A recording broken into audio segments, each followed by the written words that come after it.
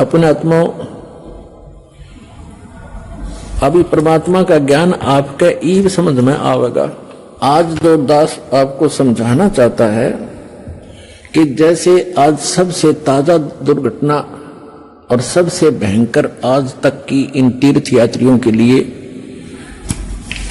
ये है कि केदारनाथ के दर्शनार्थ गए हुए इन बद्रीनाथ केदारनाथ के श्रद्धालुओं के ऊपर कितना कहर टूट गया, परिवार नष्ट हो गए। इसलिए ये ज्ञान आज आपके समक्ष करना अनिवार्य हो गया और अब ये सबको स्वीकार्य होगा। दास बहुत वर्षों से देख रहा है, कोई अमरनाथ पर जाते हुए कभी 2000 कभी 1500 बर्फानी तूफान के अंदर बहुत से मरते सुने गए। एक बार हरिद्वार के अंदर वो नीलकंठ के जो मंदिर है उसके ऊपर एक पर्वत पहाड़ का टुकड़ा टूट के गिर गया, वहां सारे मारे गए, वो नीलकंठ भी टूट गया।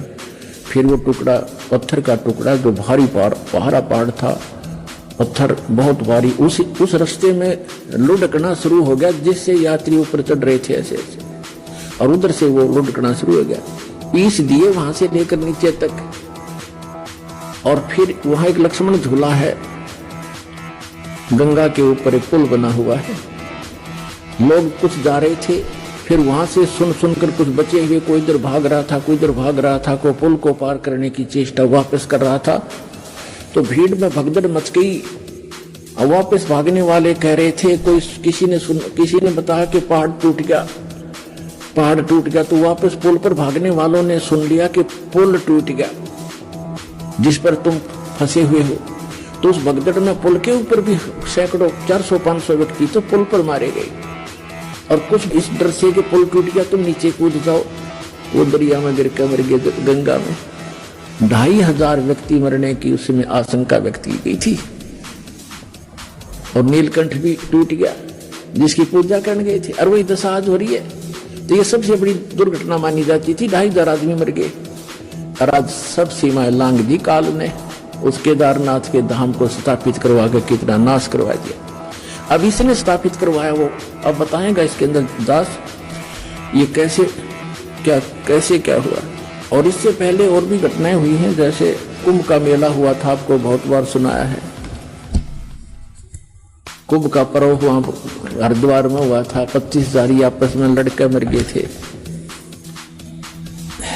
तो पुण्यात्मा इस ज्ञान को अब सुनेंगे, ये ठीक है, जो बेचारे चले गए मर गए, मृत्यु को प्राप्त हुए, उनका बड़ा दुख है, हमें बहुत बड़ा दुख है हमारे को। लेकिन अब इसका विकल्प ये है जो दास बताना चाहता है, और स्वयं परमात्मा ने भी बहुत बार आकर ये ज्ञान देने की चेष्टा की, लेकिन इन स्वार्थी और अज्ञानी हमारे धर्म गुरुओं ने परमात्मा के इस यथार्थ ज्ञान को हम तक नहीं आने दिया, और जिसका खामियाना आज तक भोग रहे हम। पुण्यात्मा परमात्मा के ज्ञान को समझने के लिए आप जी ने थोड़ा सा धैर्य रखना पड़ेगा।